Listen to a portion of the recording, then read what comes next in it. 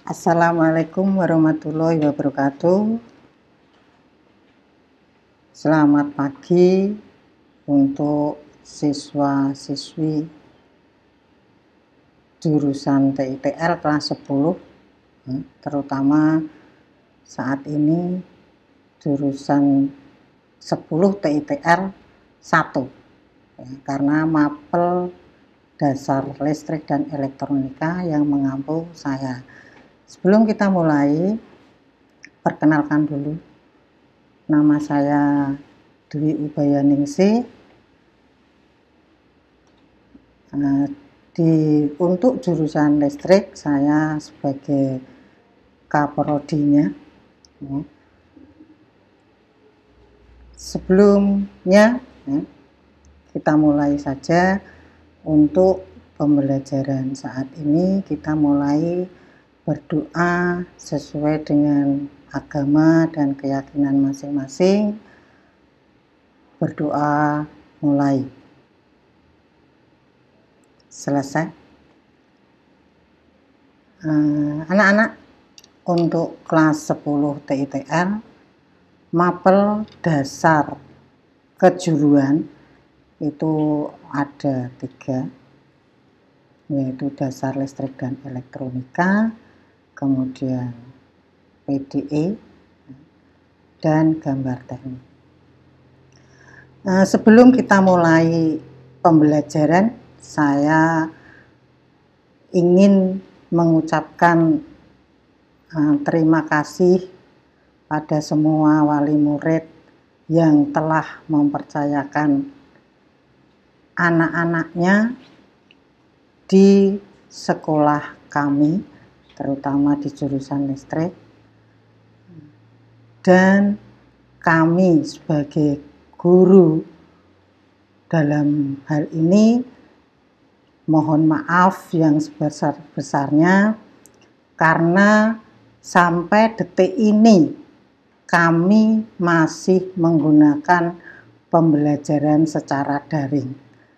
Karena untuk pembelajaran tatap muka masih belum diperbolehkan dari pemerintah pusat, provinsi maupun daerah.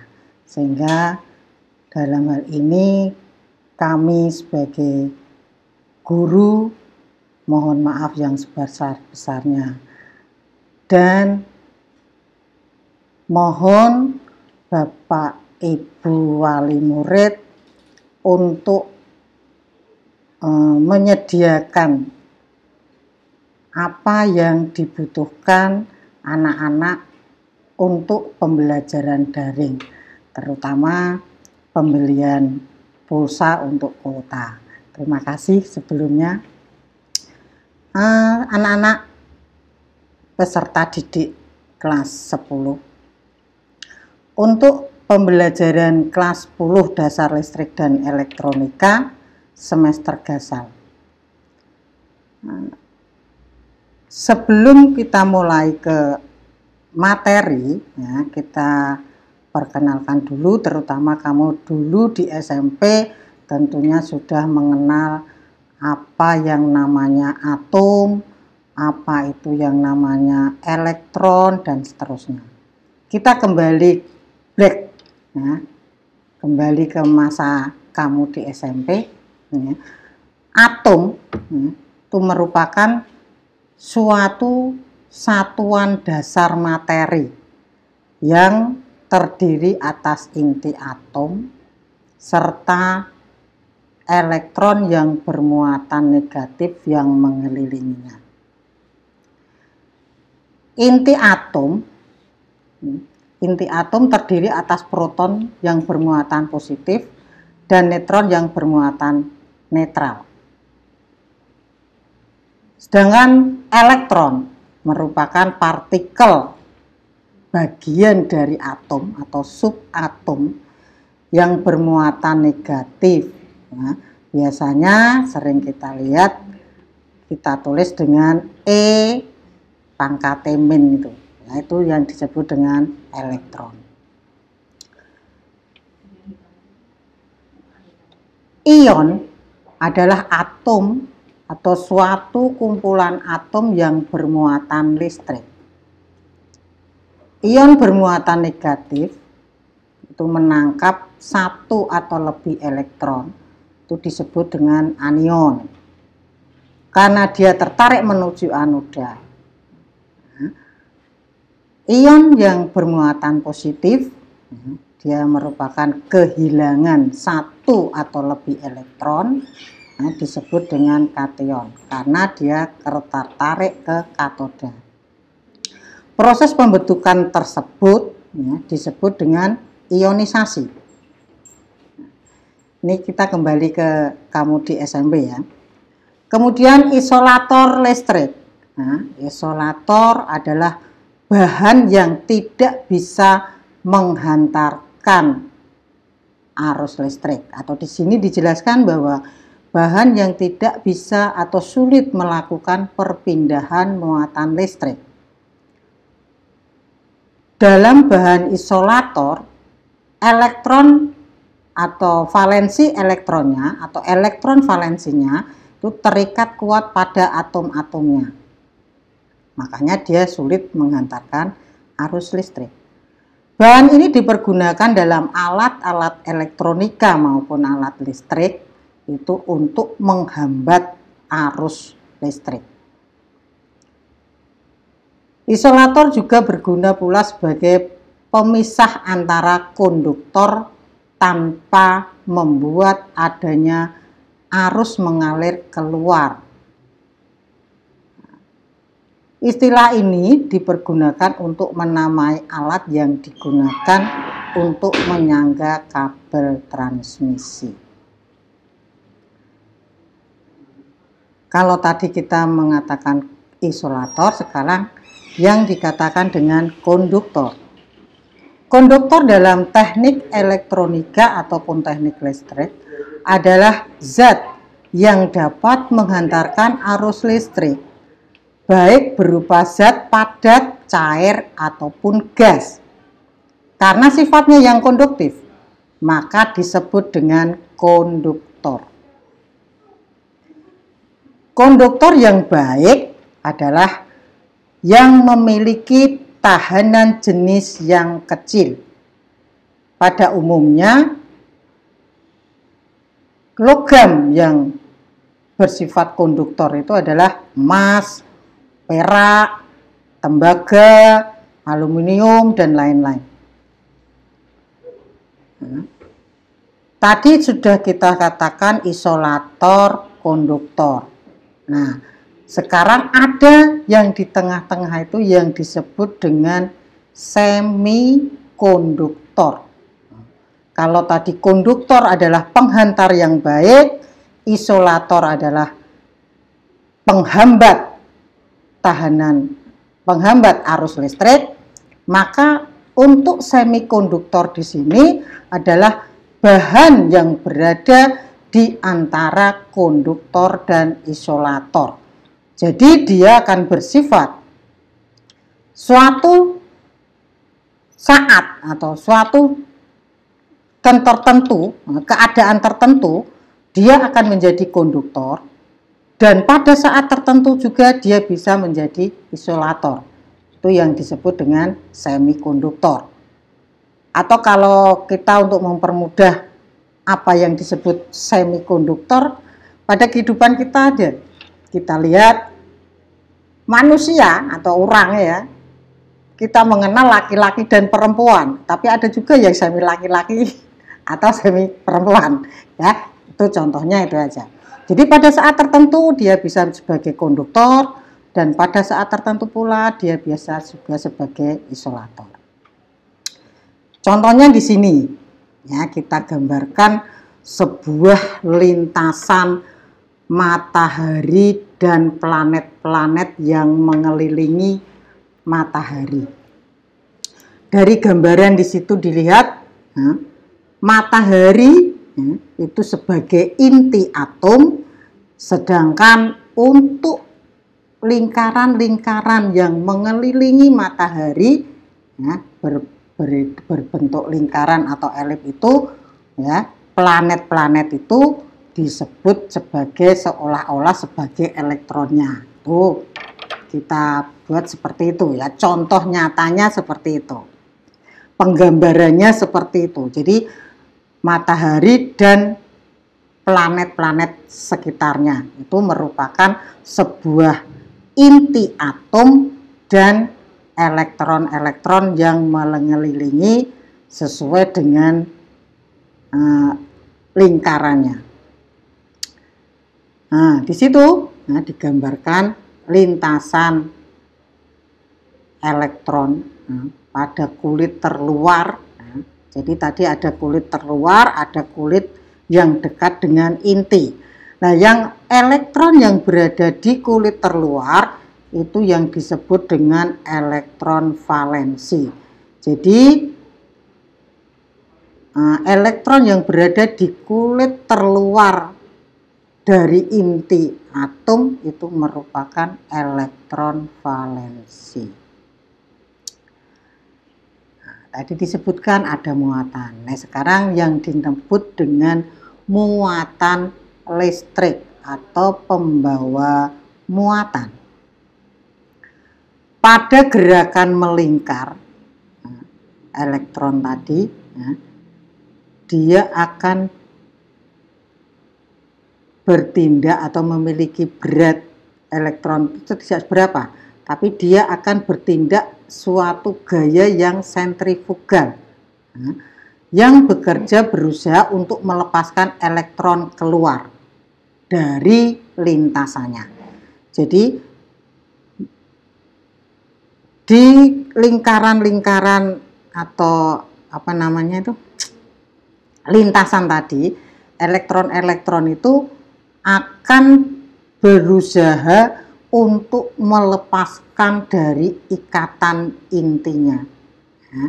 Nah, tenaga yang menahan tersebut, kalau di matahari, tenaga yang menahan bumi tetap pada lintasannya itu adalah gravitasi, sedangkan pada atom atau inti atom, gravitasi antara elektron dan inti begitu itu merupakan gaya atau daya. Oleh karena itu disebut dengan tenaga listrik itu. Jadi kalau dalam suatu atom atau atom itu, inti atom dan elektron-elektron itu diberi tenaga atau muatan listrik atau tenaga listrik, itu akan berusaha melepaskan diri. Elektron sebagai suatu pembawa muatan. Nah, muatan apa yang dibawa suatu elektron? Kita lihat di sini. Oleh karena inti atom tadi juga mempunyai sifat menjalankan tenaga listrik, maka inti atom juga mempunyai muatan listrik. Hal ini terbukti bahwa elektron-elektron tidak saling tarik-menarik, melainkan tolak-menolak. Ya, nanti bisa kita lihat pada gambar ya. Nanti kita berikan contoh ya bagaimana elektron itu saling tolak-menolak. Oleh karena elektron saling tolak-menolak, maka inti atom dan elektron juga saling tarik-menarik. Maka inti atom harus berbeda muatan dengan elektron. Artinya, membawa suatu jenis muatan yang berbeda dengan muatan elektron.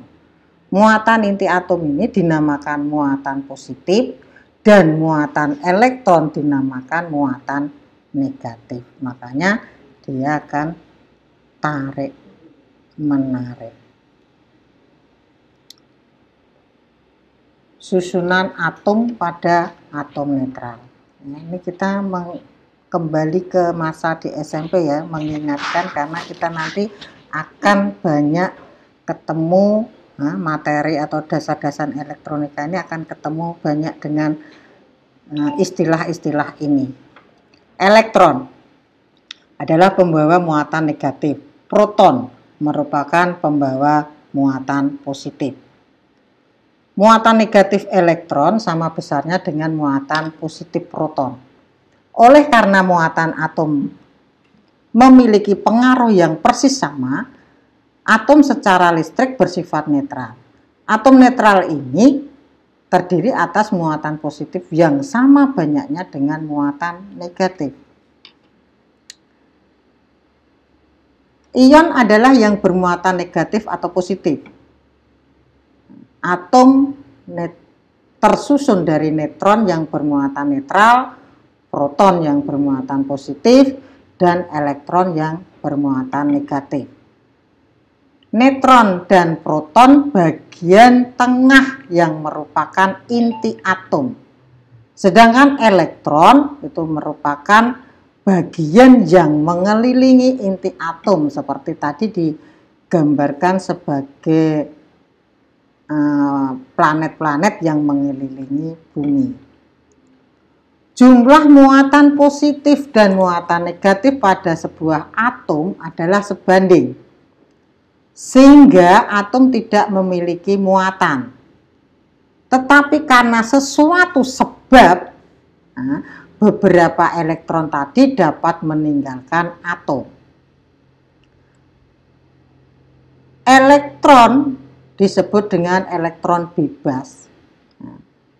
Jadi elektron yang bisa meninggalkan atom tadi disebut dengan elektron bebas. Nah, jika sebuah atom kehilangan elektron bebasnya, maka dia akan bermuatan positif atau dikatakan ion positif. Sedangkan saat sebuah atom menerima elektron bebas, maka dia disebut dengan ion negatif. Nah, itu kamu ingat-ingat ya bagaimana ion positif, bagaimana ion negatif, sehingga nanti pada akhir pembelajaran kita itu ada tugas dan ada tes. Nah, itu kamu bisa menjawab semua apa yang ditanyakan. Kalaupun kamu ketinggalan bisa kamu lihat lagi, atau misalkan kurang jelas nanti bisa tanya ya, sehingga atau bisa juga kamu buka Google sendiri bagaimana itu ion, bagaimana itu elektron dan yang lainnya yang merasakan kamu kurang jelas. Kita lanjut.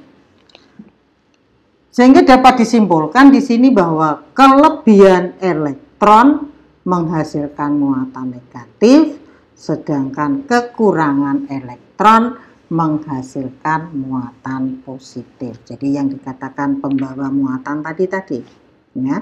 Jadi kalau kelebihan elektron berarti bermuatan negatif, sedangkan kekurangan elektron adalah bersifat positif. Elektron-elektron kulit terluar dari sebuah konduktor dapat dengan mudah berpindah tempat dengan atom-atom yang bersebelahan dengan susunan atom yang lain atau konduktor yang lain. Ini memungkinkan substansi tersebut untuk menghantarkan listrik. Contohnya di sini adalah tembaga, perak, besi, aluminium, dan lain sebagainya. Makanya di dalam kelistrikan atau dalam teknik listrik itu biasanya kabel yang dipakai untuk instalasi itu terbuat dari bahan tembaga, karena kalau dilihat dari sini bahwa tembaga itu merupakan konduktor yang baik setelah emas dan perak.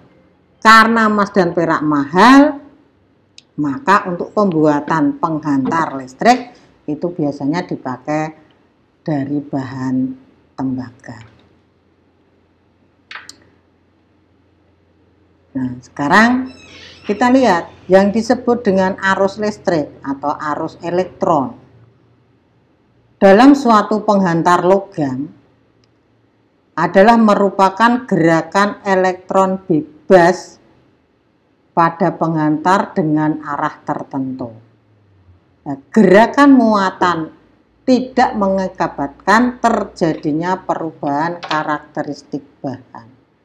Nah, ini yang dikatakan tadi isolator. Ini contoh isolator yang dipakai biasanya di dalam instalasi jaringan, ya. Itu gambarnya di situ yang kalau kita lihat di jaringan jalan itu ya, itu merupakan isolator seperti itu. Nah, di sini bentuk-bentuk penyekat atau bentuk-bentuk isolator. Nah, mempunyai beberapa bentuk padat, cair maupun gas. Contohnya di sini yang padat, bentuk padat, ya, yang sebagai bahan penyekat atau isolator itu batu pualam, ya. Itu ditentukan oleh kepadatannya dan semakin penggosokannya. Semakin padat dan semakin licin, semakin kurang daya penyerapan airnya. Karena sifatnya mudah pecah dan berat, maka sekarang kurang banyak dipakai, yaitu batu pualam. Ya. Tapi kita lihat di sini bahan-bahannya. Jadi bahan untuk penyekat itu apa saja. Nah, sekarang atau nanti kamu bisa lihat bagaimana untuk bahan penyekat di lapangan yang sering dipakai itu apa. Hanya di sini saya menjelaskan bahwa contoh-contoh penyekat atau bahan penyekat yang biasanya dipakai di dalam kelistrikan. Yang kedua di sini asbes itu merupakan bahan berserat. Ini tidak kuat dan mudah putus. Keistimewaannya adalah tidak dapat dibakar. Nah, jadi tahan panas tinggi. Ini banyak digunakan pada peralatan listrik rumah tangga seperti setrika listrik, kompor listrik, dan alat pemanas lainnya. Itu untuk apa tadi? Asbes. Yang selanjutnya adalah mika. Untuk mika, daya tahan atau daya sekat listrik dan kekuatan mekanisnya sangat tinggi dan elastis pula. Daya tahan panas tinggi dan penahan air yang baik, sangat ringan, bening. Jadi untuk mika itu kan kamu tahu sendiri ya, mika adalah bening, ringan. Di sini banyak digunakan pada peralatan listrik rumah tangga juga, seperti setrika, kompor listrik, dan alat-alat pemanas lainnya. Sehingga nanti kamu bisa lihat karena dalam pembelajaran teknik instalasi tenaga listrik, kamu juga nanti akan mengenal yang namanya alat-alat rumah tangga, sehingga kamu tahu bahan-bahan yang dipakai di sana nanti apa saja. Itu bisa lihat di sini bahan dasarnya ini. Jadi jangan sampai kalau kamu mencatat ataupun kamu di sini punya simpanannya, nanti jangan sampai hilang. Mikafolium atau semacam mikanit, ya. Ini sebagai bahan yang digunakan di lapisan kertas tipis. Ini mikafolium. Kemudian mikalek. Ini saya hanya memperkenalkan ya. Jadi kamu bisa nanti bisa mencari sendiri apa itu dan seterusnya. Ya, mikalek digunakan gelas dan plastik. Nah, bahan dasarnya.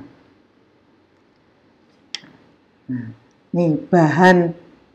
Kalau tadi dikatakan bahan penyekat itu ada cair, ada padat, dan gas. Ini yang berserat. Benang. Nah, kamu sendiri tahu benang itu yang bagaimana. Nah, saya tidak akan menjelaskan ya. Benang sebenarnya tidak semata digunakan sebagai penyekat, tapi lebih condong digunakan untuk pengisi KB kabel ya. Jadi kabel yang punya isolasi beberapa isolasi itu biasanya juga digunakan benang. Contohnya di dalam kabel, contoh yang mudah itu kabel penghubung atau kabel setrika listrik. Itu kalau kamu buka itu ada benangnya. Selanjutnya adalah tekstil, ya, dari benang ditenun menjadi pita dan kemudian dengan berbagai corak dan kualitasnya, ya, sebagai penyekat lilitan mesin listrik atau pengikat. Ya.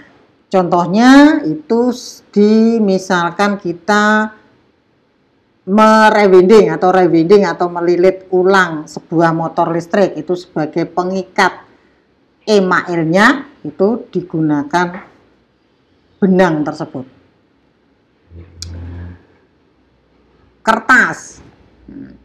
Kertas bahan penyekat dengan alkali memiliki harga yang mahal. Ya, jadi untuk bahan penyekat ini bisa juga kertas. Nah, di sini kamu lihat berwarna kuning atau coklat muda. Nah, ini biasanya ya, kalau kita lihat tuh, untuk mengatasi kertas dilapisi lak penyekat biasanya digunakan pada lilitan kawat, kumparan, penyekat kabel, kondensator kertas. Nah, kalau kondensator kertas itu biasanya di elektronika yang sering menemui kondensator kertas, ya. Kemudian di kumparan itu biasanya di stator untuk motor listrik. Selanjutnya adalah perspan. Perspan di sini juga merupakan kertas yang dinamakan dengan kertas perspan. Itu biasanya dipakai untuk penyekat sebuah email yang ditempatkan di stator motor listrik. Atau kalau kamu belum mengetahui motor listrik, ya kalau kamu motor pompa air, itu di dalam motor pompa air itu di situ di dalamnya kalau dibuka terdapat lilitan. Yang terakhir adalah kayu, ya, kayu itu juga merupakan penghambat listrik. Selanjutnya gelas dan keramik. Gelas merupakan penyekat yang baik untuk listrik, namun sangat rapuh. Biasanya dipakai dalam pembuatan bola lampu. Kamu sendiri tahu toh, lampu kalau kita mengatakan bolam, itu kan berasal dari gelas itu. Selanjutnya keramik. Keramik memiliki daya sekat yang tinggi. Biasanya dibuat menjadi porselen dan steatit. Ya. Nah, itu steatit itu bagian dari dalam saklar dan kotak tusuk. Nah, jadi keramik steatit itu kalau kita lihat itu dibuat untuk bahan kelistrikan itu untuk saklar, untuk stop kontak, untuk tusuk kontak dan sebagainya, atau kemudian untuk fitting, ya, itu. Selanjutnya adalah porselin. Ya, porselin merupakan bahan yang penting dalam penyekatan kelistrikan karena memiliki kekukuhan yang sangat besar. Nah, selanjutnya plastik. Plastik mempunyai sifat baik, ya, ringan, daya hantar panas juga rendah, tahan air, dan daya sekatnya tinggi. Ada dua jenis plastik di sini, yaitu termoplastik dan termosetting plastik. Dalam pencairan dan telah dicetak mengalami perubahan yang struktur kimianya sehingga tidak dapat lunak lagi walaupun dipanaskan. Jadi termosetting itu merupakan bahan yang telah mengalami proses pencairan dan telah dicetak. Itu termosetting. Selanjutnya adalah karet dan ebonit. Kamu tentunya sudah tahu sing namanya karet. Karet pentil, karet dan sebagainya itu. Karet bersifat elastis ya. Kamu sudah tahu itu ya, karet bersifat elastis, bisa dipanjangkan dan sebagainya ya. Berguna untuk menahan tumbukan. Digunakan sebagai penyekat hantaran listrik. Nah, penggunaan pipa karet untuk penyekat sepatu kabel. Nah, jadi sepatu kabel tentunya kamu besok tahu sing namanya sepatu kabel itu yang bagaimana. Nah, dan pembungkus kabel. Nah, jadi kabel atau tembaga itu akan dibungkus karet. Nah, itu isolatornya. Dapat dibengkokkan dalam air yang mendidih dan dapat dikikir, dibur dan sebagainya. Itu ebonitnya. Yang selanjutnya adalah bahan-bahan yang dipadatkan. Jadi bahan cair kemudian dipadatkan. Nah, lilin dan parafin itu cepat mencair, mempunyai sifat tidak menyerap air dan hasilnya berlimpah. Ya, itu lilin dan parafin. Nah, cair, air suling atau air murni itu juga merupakan bahan penyekat. Walaupun masih ya, dapat mengantar arus listrik dalam jumlah yang kecil.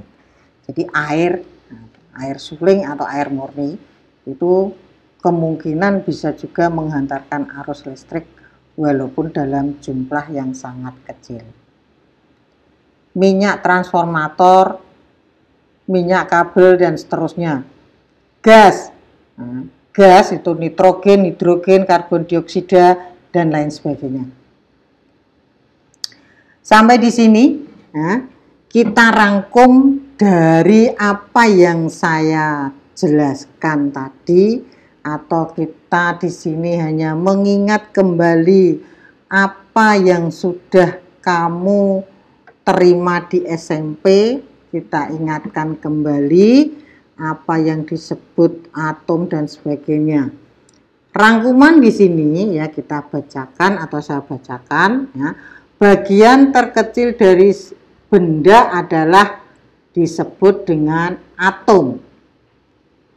Bagian penyusun atom adalah inti yang terdiri dari proton dan neutron dan elektron yang mengelilingi inti atom. Ketiga, setiap elektron memiliki orbit yang masing-masing terdapat atom, mulai yang terdalam sampai yang terluar. Lintasan elektron terluar disebut dengan elektron valensi, yang merupakan terpenting dari susunan elektron. Selanjutnya, elektron tersebut akan berfungsi membawa muatan listrik, dan inilah yang menyebabkan arus listrik. Nah, inti atom yang bermuatan positif akan saling tarik-menarik dengan elektron yang bermuatan negatif. Muatan yang sejenis akan saling tolak-menolak, sama seperti yang berlaku pada sebuah magnet. Atom netral jika jumlah muatan positif yang dimiliki proton sama dengan jumlahnya dengan elektron. Ion positif terjadi jika elektron suatu atom lebih banyak dari jumlah elektronnya. Ion negatif terjadi jika jumlah elektron suatu atom lebih sedikit dari jumlah elektronnya. Selanjutnya, bahan penghantar memiliki elektron valensi dan dapat dengan mudah berpindah ke atom yang berdekatan membentuk substansi konduktor, atau bisa kita katakan ya, dengan kata lain bahwa bahan penghantar itu memiliki elektron valensi yang terluar itu besar. Nah, bahan yang memiliki banyak elektron bebas sebagai pembawa muatan yang bebas bergerak dinamakan penghantar. Ya, jadi elektron valensinya atau elektron bebasnya besar itu disebut dengan penghantar. Tadi saya katakan seperti itu ya. Penghantar dapat dibagi menjadi dua kelompok, yaitu penghantar elektron dan penghantar ion. Bahan yang hanya memiliki sedikit pembawa muatan dan terikat dalam molekul sendiri dinamakan bahan isolator. Bahan isolator tidak dapat atau sangat sulit untuk dapat menghantarkan arus listrik. Contoh bahan konduktor adalah logam, semua logam, tembaga, perak, aluminium, emas, besi, dan lain-lain. Sedangkan untuk isolator adalah kaca, keramik, karet, nika, dan lain sebagainya. Satu lagi saya tambahkan tadi yang disebut dengan semikonduktor. Untuk semikonduktor itu biasanya pembentukan benda ya. Jadi itu nanti bisa dibentuk dari atom-atom yang bisa dijadikan satu. Biasanya untuk di situ yang sering memakai itu adalah untuk jurusan elektronika. Nah, selanjutnya ini tugas dari saya. Nah, ada berapa itu? 1, 2, 3, 4, 5, 6, 7 tugas dan ulangan atau evaluasi tes formatif ya. Ada 14 tugas di situ atau tes ya, bisa kamu kerjakan, nanti dikumpulkan lewat WA saya ya. Jadi tugas-tugas ini nanti dikumpulkan ke WA saya ya, dengan nomor, jangan nomor WA yang saya pakai saat ini ya. Bisa kamu tulis ya, nomor WA saya yang harus atau yang untuk mengumpulkan tugas maupun evaluasi dari saya ya. Disiapkan kertas dan pen untuk menulis WA atau nomor WA saya. Sudah? Kalau sudah, kamu dengarkan 082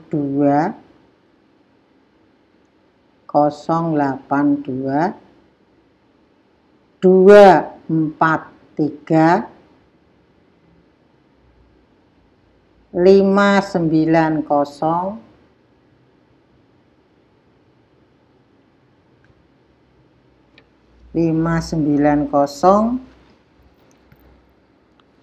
953. Saya ulangi.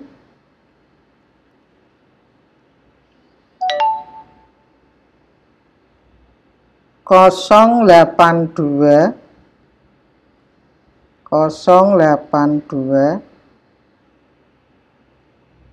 243 590 953. Terima kasih atas perhatiannya. Nah, tolong di-subscribe. Kemudian kalau untuk absen, tolong memberi komentar di kolom komentar dengan menuliskan nama dan kelas kamu. Terima kasih. Wassalamualaikum warahmatullahi wabarakatuh.